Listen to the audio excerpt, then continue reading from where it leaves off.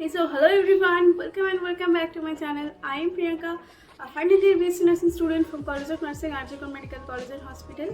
तो जैसे कि जनफरवरी 2024 का रिजल्ट आ चुका है 9 अगस्त को, मतलब काउंसलिंग जो है वो कुछ ही दिनों के अंदर स्टार्ट होने वाली है और इस काउंसलिंग के लिए आपको ज़रूरत पड़ेगी बहुत सारे डॉक्यूमेंट्स की।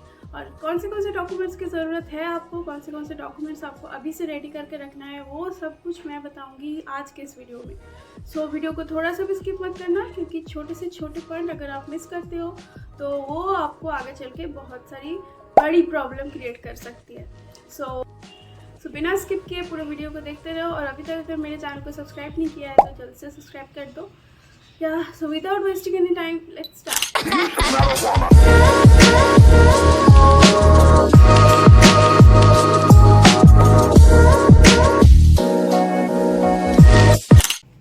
तो जो डॉक्यूमेंट्स लगने वाले हैं वो सब कुछ मैं अभी बताने जा रही हूँ, और सारी चीज़ें जो है यहाँ पे स्क्रीन में आपको विजिबल हो जाएगा।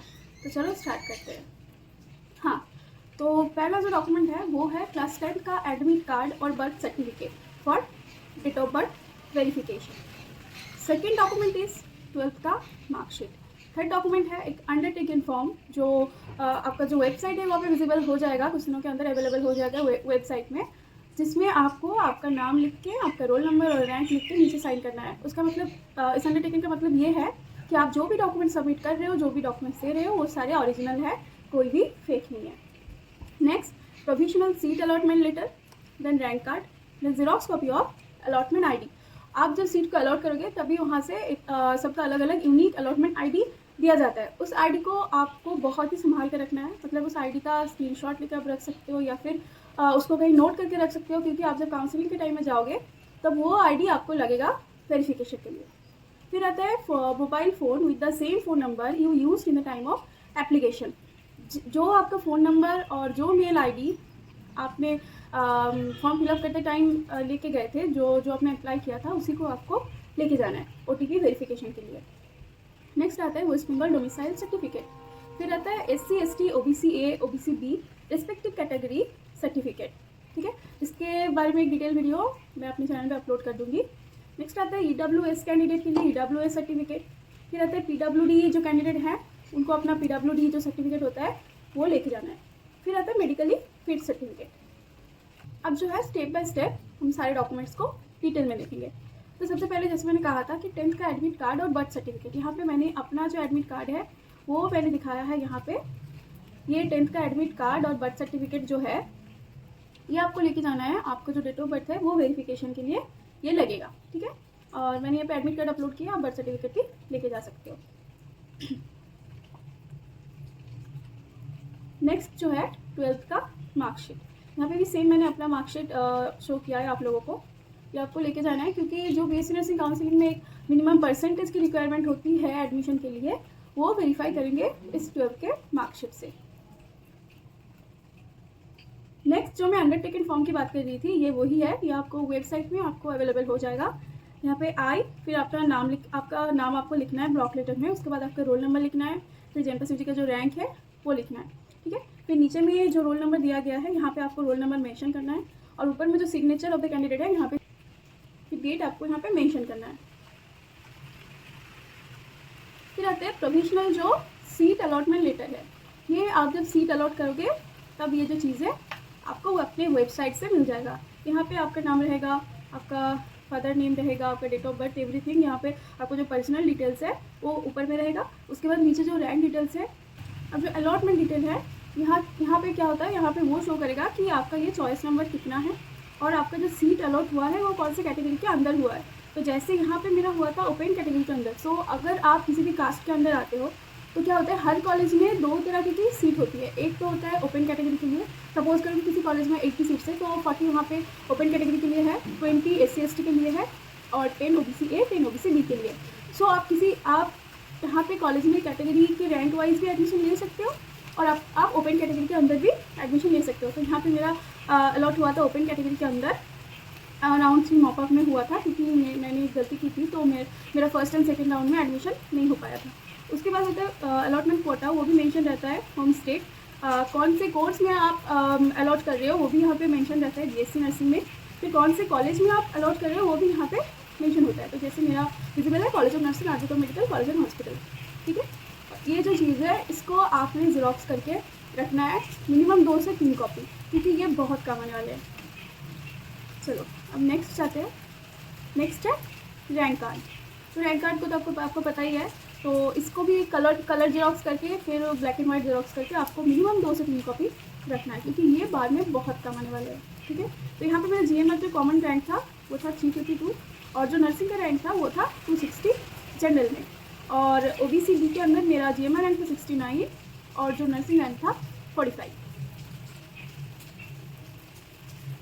अब जैसे कि मैंने कहा unique allotment ID, unique allocation ID, ये सबका अलग अलग आईडी होता है। आप जब भी सीट अलॉट करोगे किसी भी कॉलेज में तो उसके नीचे में जो है फॉर्म के नीचे में सीट अलॉटमेंट आईडी मेंशन रहता है। आपको उसको स्क्रीनशॉट लेके रखना है अगर फ़ोन से आप कर रहे हो तो, या फिर उसका फ़ोटो खींच के रखना है, क्या किसी भी तरह उसको रखना है आपको आईडी, क्योंकि वो जो है मेन चीज़ है वेरिफिकेशन के टाइम, वो बहुत ही काम आने वाली है, ठीक है। अब जैसे कि मैंने कहा mobile phone with the same phone number and email ID use in the time of application, ठीक है। और ये जो है आपका ओटीपी वेरिफिकेशन के टाइम में काम आएगा, ओटीपी वेरिफिकेशन के लिए काम आएगा। अब यहाँ पे आते हैं जो मेन चीज़ है डोमिसाइल सर्टिफिकेट। अब यहाँ से ध्यान से सुनना, क्योंकि यहाँ पे बहुत सारी चीज़ें आपको करनी है, आप कंफ्यूज हो सकते हो, सो ध्यान से फुल फोकस के साथ सुनना। तो अगर आपको पता है तो यहाँ पे 3 परफॉर्मर्स है, pro forma A1, pro forma A2 and pro forma B। सो कौन से कैंडिडेट के लिए कौन सा परफॉर्मा है वो मैं अभी डिटेल में बताऊँगी। तो पहले देखते हैं ये परफॉर्मा A1 किन के लिए। और मैं ये बता दूँ यहाँ पे 2023 रहेगा, 24 नहीं रहेगा, तो इसमें आपको कंफ्यूज नहीं होना है, ठीक है। तो सबसे पहले सर्टिफाइड दैट आपका नाम आपको मेंशन करना है,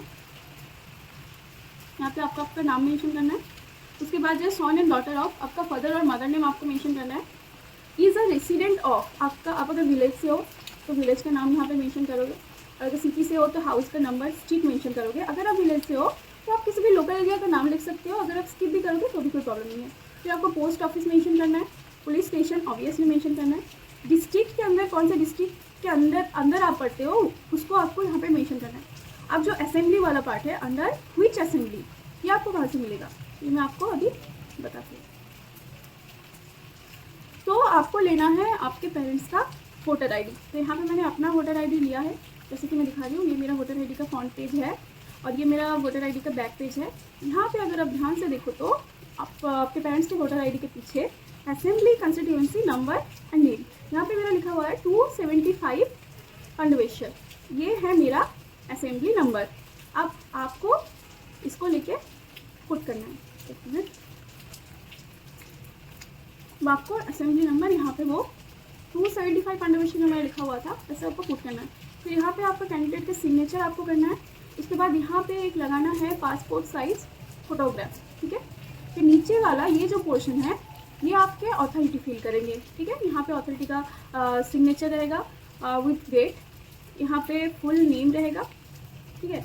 और यहाँ पे उनका जो स्टैम्प है और जो सील है वो रहेगा। ऑफिस का एड्रेस वो भी वही मेंशन करेंगे। फिर ऑफिशियल जो फ़ोन नंबर है वो यहाँ पे मेंशन करना पड़ेगा उनको, ठीक है। फ़ोन नंबर ऑप्शनल है, आईडी ऑप्शनल है। अब परफॉर्मा A1 जो है कौन से कैंडिडेट वो फिल कर सकते हैं, मतलब मैक्सिमम जो कैंडिडेट है जो 2023 तक जिन्होंने हाई सेकेंडरी कंप्लीट किया है वो लोग ये परफॉर्मा फिल करेंगे। और इसको कहाँ से साइन करवाना है आपको, ये आप किसी भी ब्लॉक में जाके SDO से, BDO से, ADM, DM किसी से भी आप ये साइन करवा सकते हो और यहाँ का स्टैंप ले सकते हो, ठीक है। अब आते हैं परफॉर्मा A2 पे। परफॉर्मा A2 भी सेम ही है, यहाँ पे भी आपको सर्टिफाइड दैट आपका नाम मेंशन करना है, एवरीथिंग इज सेम। यहाँ पे जो एक्स्ट्रा आपको ऐड करना है वो है कि आपने 12th कौन से ईयर में पास आउट आपने किया है, ठीक है। सो ये जो परफॉर्मा है वो वही लोग फील करना, ये जो 2024 में जिन्होंने अपना HS जो है वो कंप्लीट किया है, 12 जिन्होंने 2024 में कंप्लीट किया है। और इसको जो अथॉरिटी वाला पोर्शन है आपको ये फिल करवाना है अपने स्कूल से, ठीक है। तो जिन्होंने 2024 में HS कंप्लीट किया है वो यही परफॉर्मा A2 प्रेफर करें, लेकिन आप अगर चाहें तो परफॉर्मा A1 भी फिल कर सकते हैं, आपकी मर्जी, आपके पास 2 ऑप्शन है, ठीक है। अब देखते हैं परफॉर्मा B किन के लिए है। सो परफॉर्मा B उनके लिए है जो स्टूडेंट्स वेस्ट बंगाल में नहीं रहते, बाहर के किसी स्टेट में रहते हैं, पर उनके जो पेरेंट्स हैं वो more than 10 years West Bengal में रहे हैं, तो ये परफॉर्मा है उनके लिए। तो यहाँ पे भी ऑलमोस्ट सारी चीज़ें सेम है, सिर्फ यहाँ पे आपको एक खुद का फ़ोटो लगवाना है, फिर यहाँ पे आपके पेरेंट्स का फ़ोटो लगाना है, उन दोनों के signature and everything is same. ये भी आपको ब्लॉक में जाके वीडियो एसटीओ से साइन करवाना है, सील लेना है, ठीक है। अब ये सब करने से पहले आपको एक जो मेन चीज़ है वो मैं बताने वाली हूँ, वो आपको करना है। तो सबसे पहले आपको जाना है आपके नियर का जो साइबर है, साइबर कैफ़े, आपको वहाँ जाना है। वहाँ पे जाके एक ई डिस्ट्रिक्ट का पोर्टल आता है, यहाँ पे आप देखिए ई डिस्ट्रिक्ट सिस्टम जो लिखा हुआ है, ई डिस्ट्रिक्ट का पोर्टल आता है। वहाँ पे जाके आपको बोलना है कि आपको डोमिसाइल सर्टिफिकेट के लिए अप्लाई करना है। तो आपको डोमिसाइल सर्टिफिकेट के लिए पहले ऑनलाइन अप्लाई करना है, उसी के साथ साथ आप इनकम सर्टिफिकेट के लिए भी अप्लाई कर देना, क्योंकि ये जो है आपको जो अगर आपका कास्ट सर्टिफिकेट है तो उसमें आपको इनकम सर्टिफिकेट की ज़रूरत पड़ेगी। तो आपका ये जो आपको पेज दिख रहा है, ऐसा सेम पेज आपको मिलेगा तब।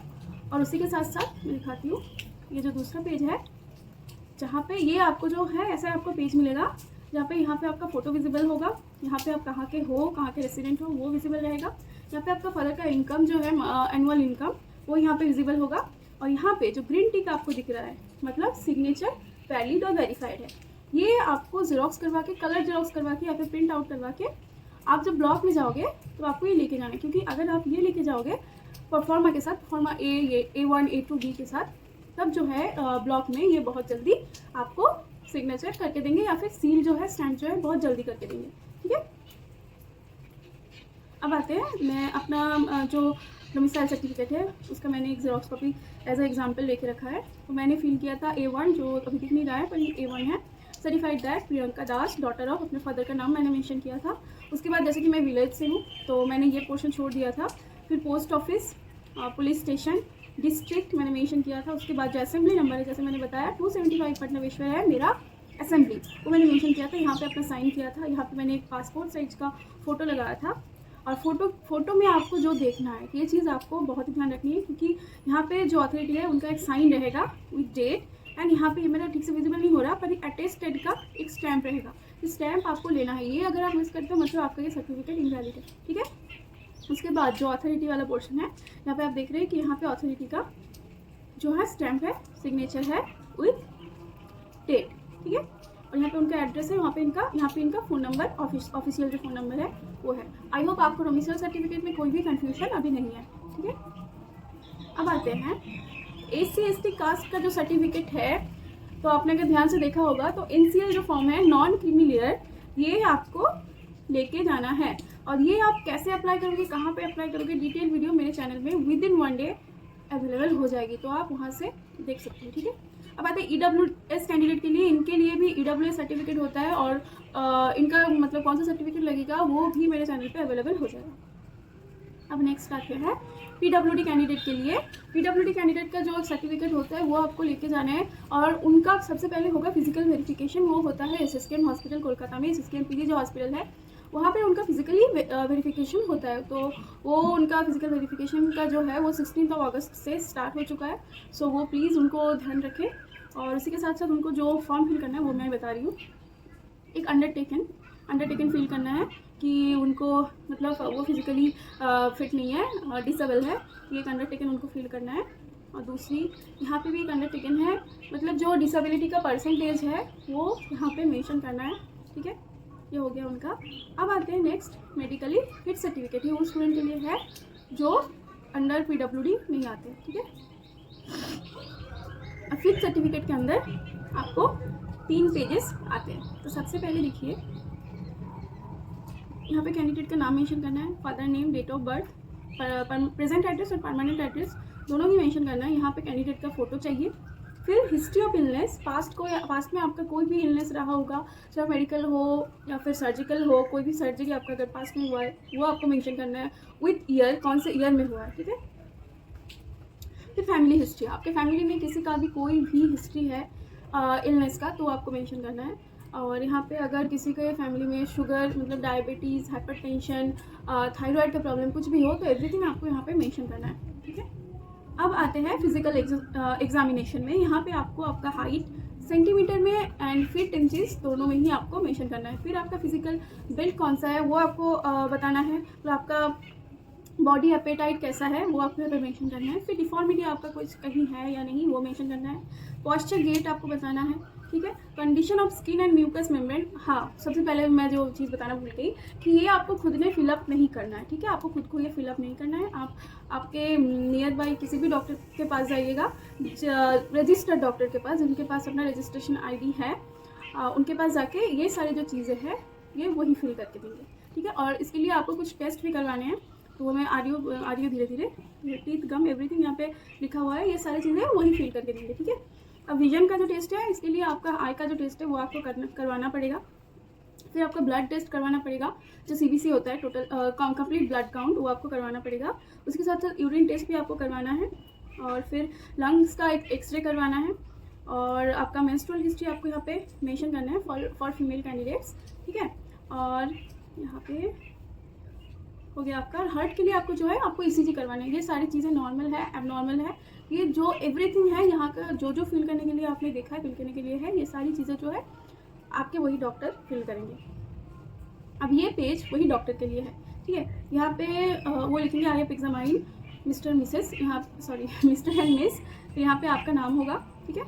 और एक्सेप्ट अगर आपके मतलब आप में कोई प्रॉब्लम है, कोई उन्होंने अगर कोई कुछ डिजीज़ नोटिस किया है, तो वो डिसेबिलिटी नोटिस किया है, तो वो यहाँ पे वो मेंशन करना है, ठीक है। फिर वहाँ पे वो लिखेंगे पूरा, वो बाकी चीज़ जो है उनके कंप्लीट करने का है, वो फिट है या नहीं है, एवरीथिंग और करके है। अनफिट अकाउंट ऑफ ये है, टेम्परेरी अनफिट अगर है वो भी यहीं पे मेंशन करेंगे।